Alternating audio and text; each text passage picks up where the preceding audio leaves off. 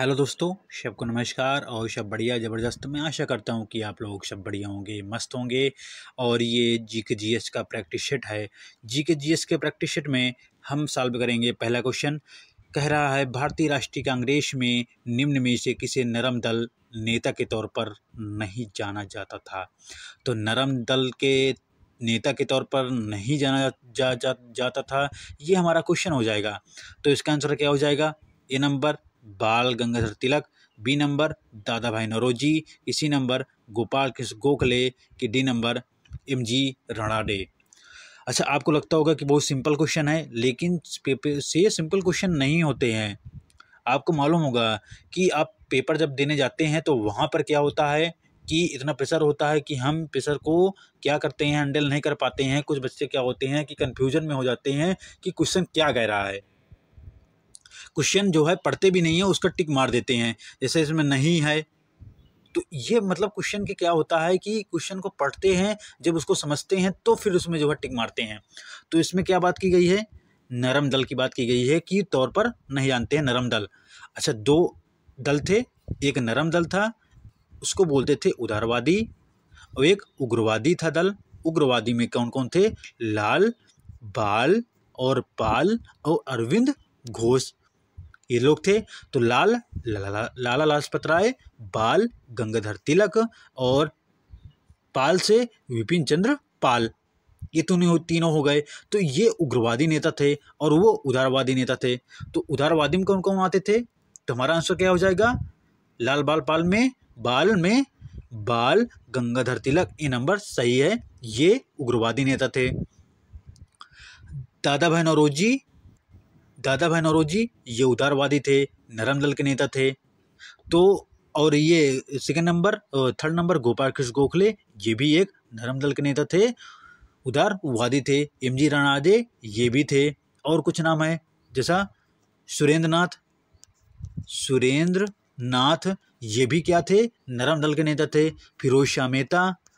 फिरोज शाह मेहता, ये भी थे नरम दल के।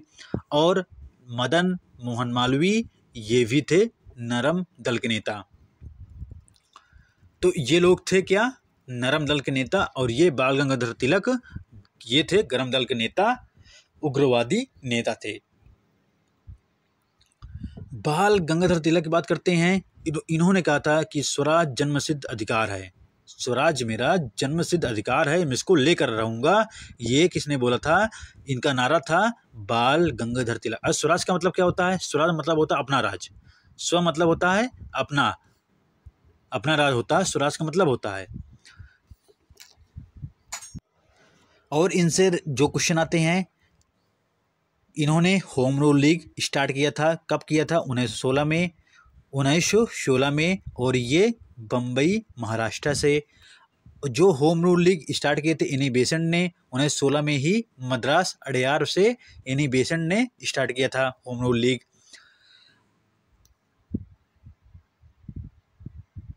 और इनसे संबंधित ये क्वेश्चन इतने हो गए हैं। अब अगला ऑप्शन देखते हैं, दादा भाई नौरोजी। दादा भाई नौरोजी कौन थे? ये थे ओल्ड मैन के नाम से जानते हैं दादा भाई नौरोजी के। सी नंबर क्या है? गोपाल कृष्ण गोखले कौन थे? ये गांधी जी के राजनीतिक गुरु थे, राजनीतिक गुरु के नाम से जानते हैं गोपाल कृष्ण गोखले को। तो हमारा आंसर क्या हो जाएगा? हमारा आंसर ए हो जाएगा, बाल गंगाधर तिलक। अगला क्वेश्चन है, निम्नलिखित में से कौन ऊष्मा और विद्युत का सुचालक है? अच्छा, सुचालक क्या होता है? जिसमें विद्युत आसानी से चली जाती है, करंट आराम से चला जाता है, उसको बोलते हैं सुचालक। ए नंबर हीरा, B number anthracite, C number granite, D number graphite. तो इसका आंसर क्या हो जाएगा? विद्युत का सुचालक है। अच्छा, हीरा ये कार्बन का प्रूफ है। कार्बन के 3 अप्रूप होते हैं, कौन कौन से? एक हीरा होता है, एक ग्रेफाइट हो गया है, एक फुलेरिन हो गया है। फुलेरिन, ये 3 अप्रूप होते हैं। जो हीरा होता है, तो जो हीरा होता है सबसे कठोर होता है, सबसे कठोर हीरा होता है। और इसके जो डिग्री बनते हैं 24 अंश, और चतुष्फलकी होता है इसका कोण, चतुष्फलकी और 24 डिग्री बनता है। हीरा तो है, इसका ऑप्शन ए नंबर गलत हो गया, हीरा नहीं है। इंथ्रासाइड, इंथ्रासाइड ये कोयला होता है, कोयला होता है। कोयला चार प्रकार के होते हैं। एक पीट कोयला होता है, एक लिग्नाइट कोयला होता है, एक बिटुमिनस कोयला होता है, एक इंथ्रासाइड होता है। जो इंथ्रासाइड होता है वो 80-90 से 95% तक इसमें क्या पाया जाता है, कार्बन पाया जाता है। ये उच्च कोटि का कोयला होता है इंथ्रासाइड। सबसे उच्च कोटि का, ये क्वेश्चन बनता है कि सबसे उच्च कोटि का कोयला कौन सा होता है, तो इंथ्रासाइड। तो ये इंथ्रासाइड भी नहीं है। ग्रेनाइट, ग्रेनाइट तो है ही नहीं पत्थर, ये ग्रेफाइड है। डी नंबर ग्रेफाइड हो जाएगा। आपने देखो जो पेंसिल होता है, तो पेंसिल में जो काला काला होता है वो ग्रेफाइड ही मिलता है, ये कार्बन का प्रूफ होता है, ग्रेफाइड। डी नंबर सही हो जाएगा। और ये अधातु है, अधातु के साथ साथ ये विद्युत का सुचालक है। अधातु, ये अधातु भी है और विद्युत का सुचालक है। डी नंबर सही हो जाएगा। अगला क्वेश्चन है, लंदन में 13 मार्च को सर माइकल डायर है ये, डायर को गोली किसने मारी थी? A number BD. Savarkar, B number Madan Lal, C number Udham Singh, D number इनमें से कोई नहीं। तो इसमें से जो है कौन सही हो जाएगा? ये कब की बात है? ये बात है 1919 में, जब जलियांवाला बाग हत्याकांड होता है। तो उसमें क्या होता है, जब लोगों को ऊपर गोली मारने का आदेश देता है, वो था जनरल ओडायर। जो माइकल ओडायर होता है वो गवर्नर जनरल होता है। जो जनरल डायर होता है वो क्या होता है, कमांडर होता है। कमांडर होता है, जो सेना कमांडर होता है वो जनरल डायर होता है। उसने गोली चलाई थी, तो उसने गोली चलाई थी, ऑर्डर किसने दिया था? सर ओ माइकल जनरल मतलब डायर था। तो सर ओ माइकल डायर था, उसने जो है गोली चलाने का आदेश दे दिया था। और फिर जो है वहाँ पर जलियांवाला बाग हत्याकांड हो गया था, और ये अमृतसर पंजाब में हुआ था। तो इसमें जो है उधम सिंह लंदन में जाकर के इसको जो है गोली मारी थी। उधम सिंह इसका आंसर हो जाएगा, क्योंकि उधम सिंह ने ही लंदन जाकर के 13 मार्च को ये सर माइकल ओडायर को उधम सिंह ने गोली मार दी थी। तो सी नंबर सही हो जाएगा। अगला क्वेश्चन है, संविधान के किस अनुच्छेद में नागालैंड राज्य के संबंध में विशेष उपबंध का प्रयोग किया गया है? तो ए नंबर अनुच्छेद 370 हो जाएगा, बी नंबर अनुच्छेद 371 सही है, कि सी नंबर अनुच्छेद 371 ख सही है, कि अनुच्छेद 371 च सही है। तो इसमें से कौन सही हो जाएगा? 370 तो जम्मू कश्मीर हो गए, तो हट ही गया है, तो यह ऑप्शन गलत हो गया है। 371 जो 371 होता है उसके अंतर्गत क्या आता है? का में क्या आता है? नागालैंड आता है। तो बी नंबर हमारा सही हो जाएगा। 3 ख में क्या आता है? असम आता है, असम राज्य आता है। 371 ख के अंतर्गत असम राज्य आ जाता है, तो हमारा बी नंबर सही हो जाएगा, नागालैंड। अच्छा, नागालैंड से संबंधित यहाँ पर जो भाषा है वो कौन सी है? इंग्लिश भाषा है। नागालैंड की जो इंग्लिश भाषा है, नागालैंड में जो इंग्लिश भाषा मतलब किस राज्य में इंग्लिश भाषा बोली जाती है, उसका आधिकारिक भी संविधान द्वारा उसको आधिकारिक रूप मान्यता भी प्राप्त है, वो है नागालैंड। हॉर्नबिल फेस्टिवल मनाया जाता है नागालैंड में। हॉर्नबिल फेस्टिवल नागालैंड में, उसकी आधिकारिक भाषा है इंग्लिश। ये इससे संबंधित हो गए। अब अगला क्वेश्चन है, निम्नलिखित में प्लासी किस राज्य में स्थित है? ये क्वेश्चन आया था। देखो कितना सिंपल आपको लग रहा है कि प्लासी, वो तो हमको मालूम है प्लासी कहाँ है, लेकिन ऐसा नहीं है। आपको मालूम है, लेकिन कुछ लड़कों को नहीं मालूम होता है कि ये बस मतलब याद कर लेते हैं कि प्लासी कब हुआ, मतलब किसके साथ हुआ था, कब हुआ था, ये सब याद कर लेते हैं, लेकिन ये कहाँ हुआ था ये उनको नहीं मालूम होता है। तो क्या होता है कि ये आपको सिंपल लग रहा है क्वेश्चन, लेकिन सिंपल क्वेश्चन है नहीं। यही तो होता है, जो प्रैक्टिस होता है वो हार्ड सिंपल सबका ही क्वेश्चन सॉल्व किया जाता है, क्योंकि पेपर में कौन सा क्वेश्चन आ जाए ये किसी को नहीं मालूम है। कितना हार्ड बन सकता है क्वेश्चन ये किसी को नहीं मालूम है। तो A number Paschim Bangal, B number Bihar, C number Orissa, D number Kerala. तो जो आपने तो कुछ बच्चों ने बस टिक मारे होंगे, बस आगे चले गए होंगे, लेकिन ये नहीं करना है। तो पश्चिम बंगाल इसका नाम सही है, प्लासी, चलो ठीक है। और बक्सर, बक्सर का जो युद्ध हुआ था वो बिहार में हुआ था। यहाँ तक आ गए हम। अब प्लासी जो युद्ध हुआ था कब हुआ था? 1757 में।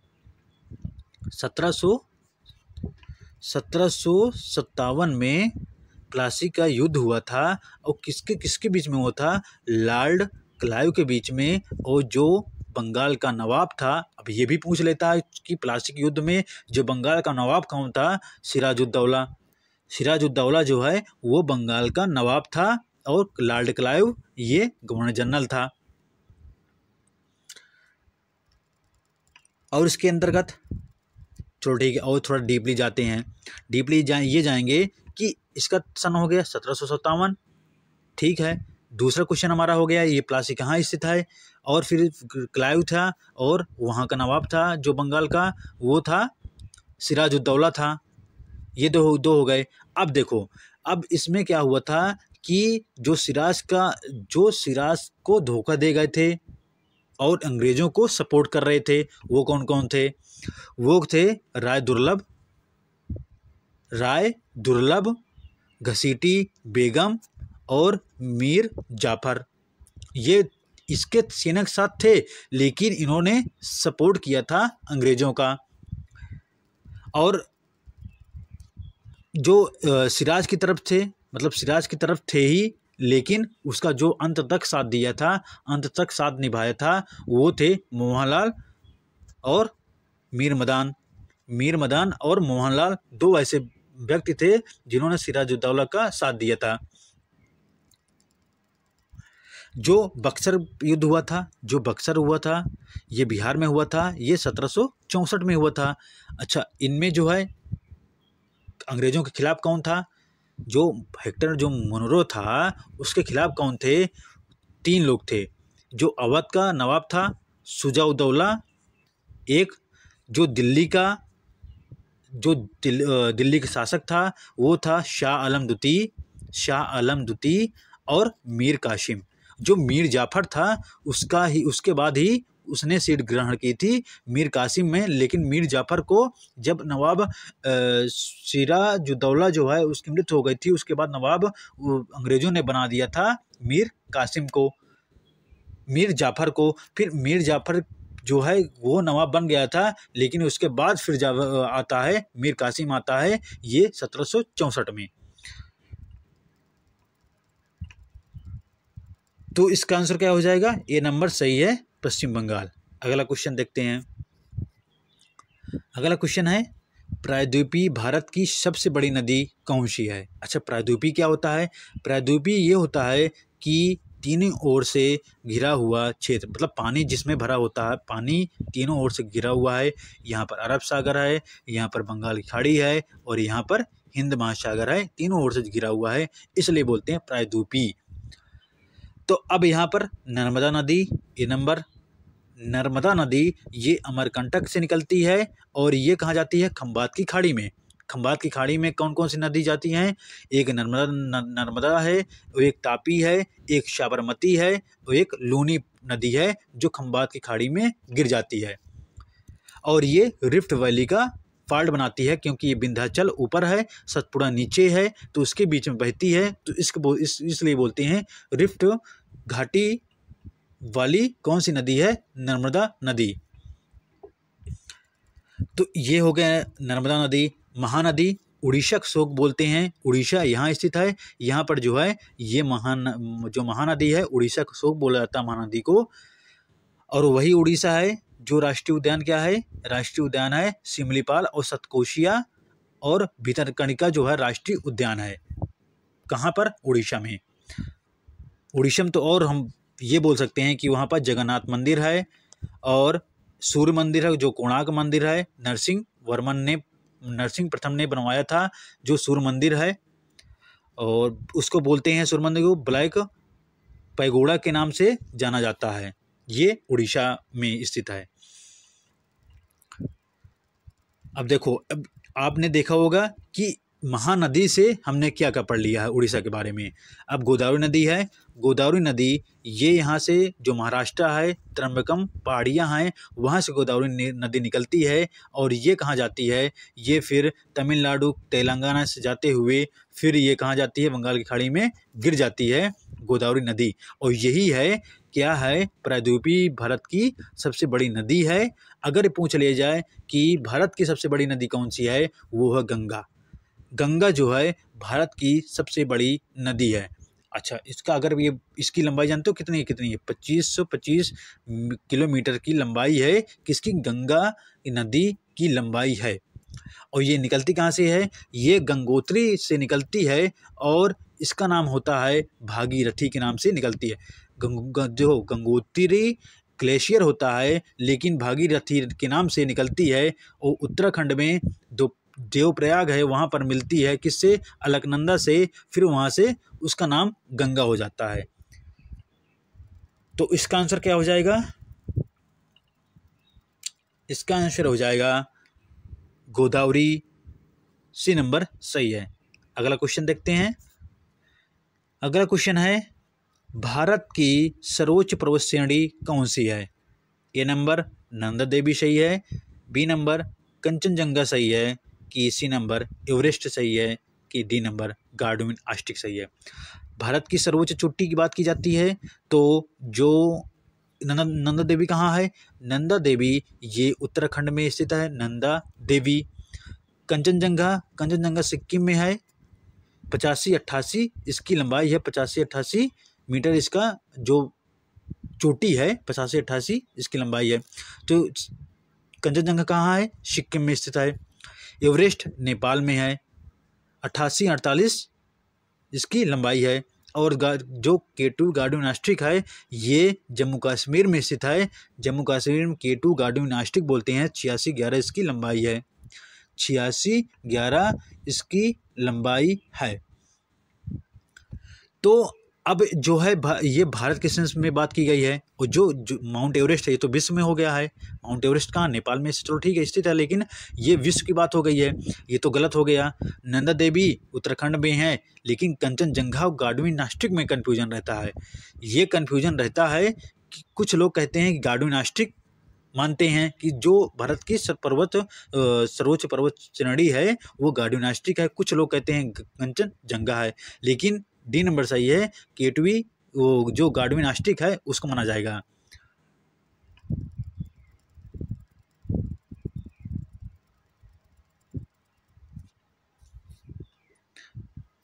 तो हमारा आंसर क्या निकल के आएगा? गार्डुइन आस्ट्रिक निकल के आएगा। अच्छा, अगर ये बोल दिया जाए कि दक्षिण भारत की बात की जाए, जो दक्कन का पठार होता है। अच्छा, दक्कन आपको मालूम होगा, दक्कन पठार आपने सुना होगा। तो दक्कन जानते हो कहाँ से है? जो ये सतपुड़ा रेंज होता है इसके नीचे जितना है वो क्या है? दक्कन पठार होता है। अच्छा, ये पश्चिमी घाट होती है और ये पूर्वी घाट होता है।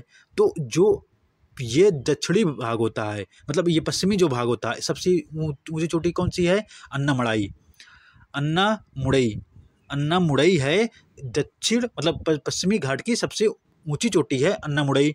और यही दक्षिण भारत की सबसे ऊंची चोटी हो जाती है अन्नामुड़ई, क्योंकि 3 हिल्स होते हैं पश्चिम में।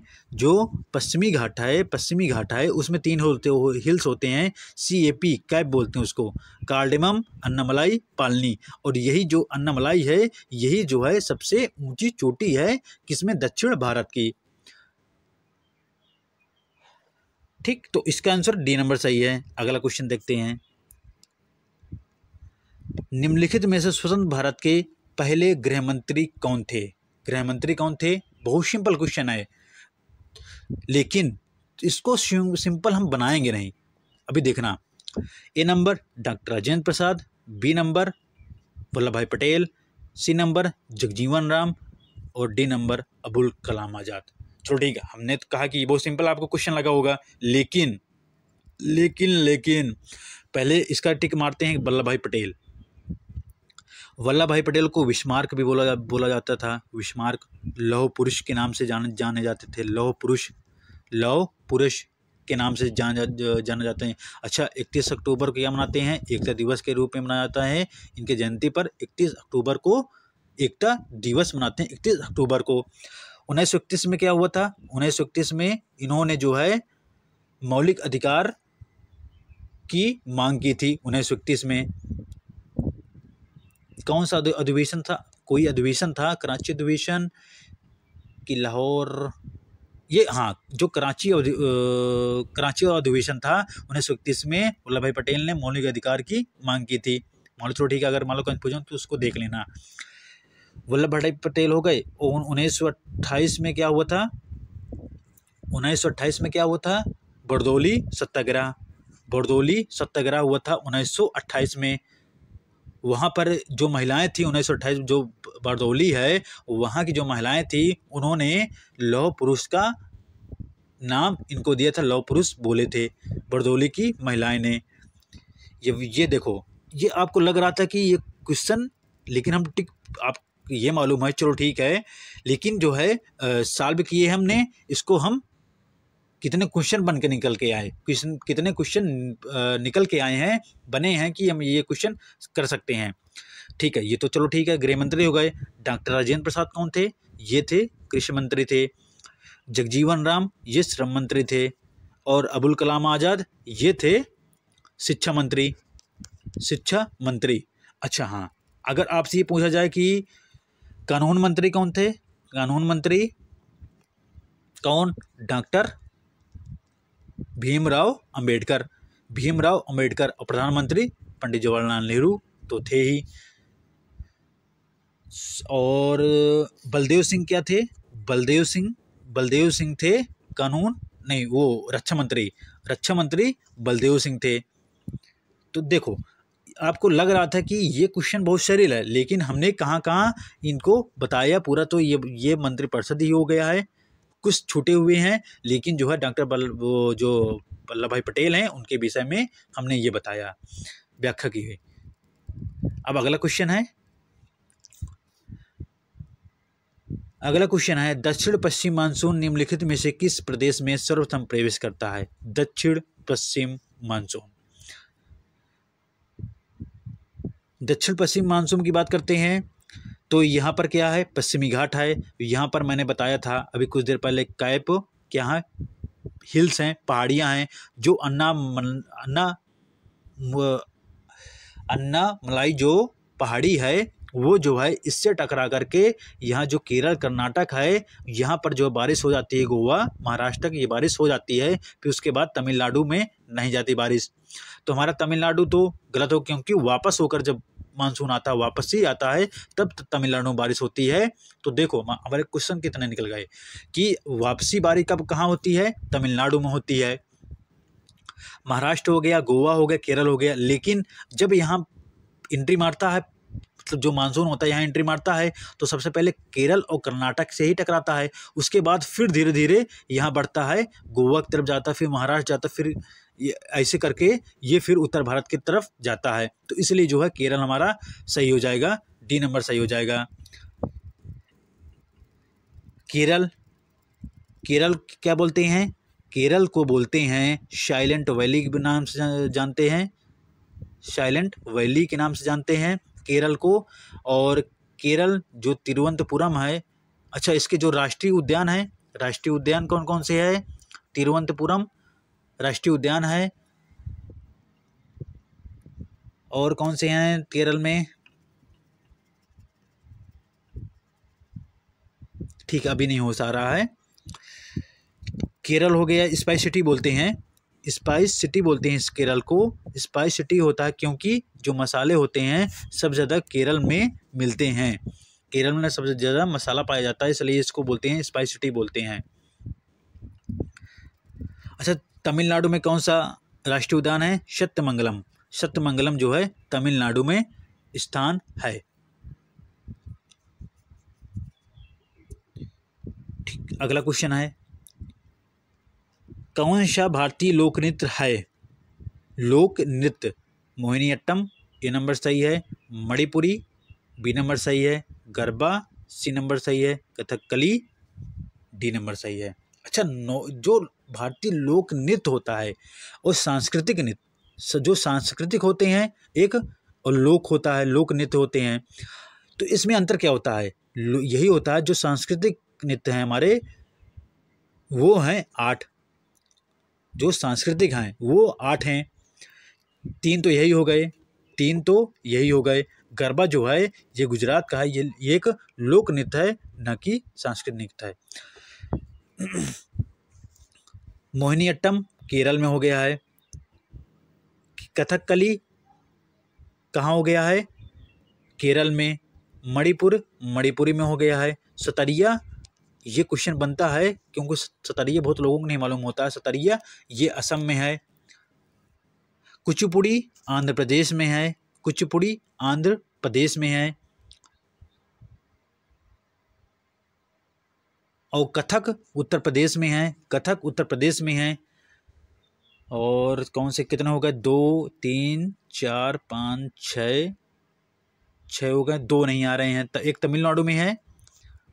तमिलनाडु में कौन सा है नृत्य? ये जो शास्त्रीय नृत्य है तमिलनाडु में 2 नहीं हो सा रहे हैं, 6 आ गए हैं।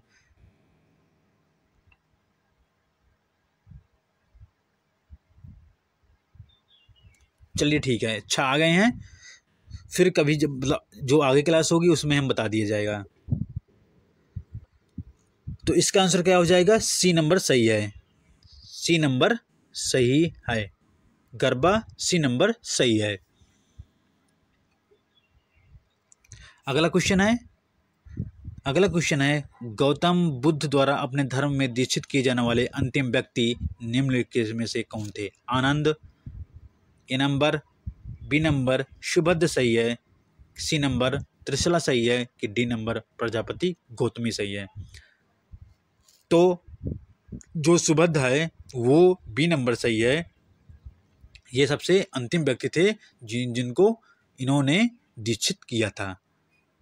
अगला क्वेश्चन है नालंदा विश्वविद्यालय की स्थापना किसके शासनकाल में संबंधित है? किसके शासनकाल में हुआ था? अच्छा, किसके शासनकाल में या किसने स्थापना की थी? ये होगा कि किसने स्थापना की थी, ये सही हो जाएगा। नालंदा विश्वविद्यालय की स्थापना किसने की थी? ए नंबर चंद्रगुप्त मौर्य ने, B number Chandragupta second, C number Chandragupta Samudragupta और कुमारगुप्त डी नंबर सही है। तो ये जो गुप्त वंश है तो कुमारगुप्त ने नालंदा विश्वविद्यालय की स्थापना की थी, ये बात ठीक है। अच्छा, जो ए नंबर मौर्य वंश है, जो मौर्य वंश है वो मौर्य वंश के संस्थापक कौन थे? चंद्रगुप्त मौर्य। और ये जो नंद वंश था महापद्मानंद थे, तो उसके बाद जो घनानंद आया था शासक, उसको हरा करके इन्होंने मौर्य वंश की स्थापना की थी और ये थे चंद्रगुप्त मौर्य। ये वही हैं जो गुप्त वंश थे। गुप्त वंश में श्रीगुप्त गुप्त वंश की स्थापना की थी। उसके बाद चंद्रगुप्त प्रथम आते हैं, फिर समुद्रगुप्त आते हैं, फिर उसके बाद चंद्रगुप्त सेकेंड, फिर उसके बाद कुमारगुप्त आता है। तो ये सीक्वेंस होता है।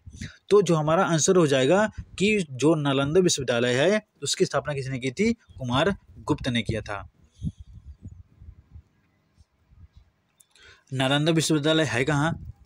नालंदा विश्वविद्यालय है ये बिहार राज्य में स्थित है। ये बिहार राज्य में स्थित है। ये भी क्वेश्चन बन जा सकता है कि नालंदा विश्वविद्यालय है कहाँ।